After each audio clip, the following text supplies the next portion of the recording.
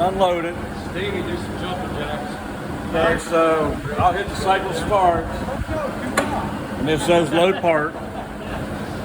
Okay. That's where the stop come out. I mean, I don't know if it will be. The stop being this right here. Yeah, I can maybe point to it or light it up. Yeah, there you go. Okay. That's not long enough, is it? That's Yeah, it's all right. It's fine. Okay. So now I'm up against the stop, Okay. and it says up here load part, and then press cycle start. And now the head's feeding in.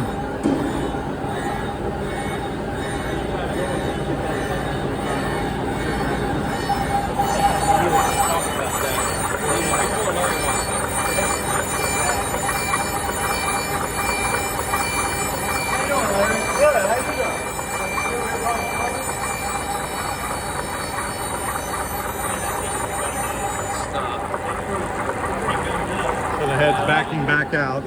She's retracted. Okay, so get ready to. So there has to be a sensor. There's a sensor right here. See this little cutout? Yeah. That's where it knows where to stop, the rotation. And that's when your pin comes down. Okay. Okay, so this one, it didn't do the full tip on it, but that's all right. You get the idea.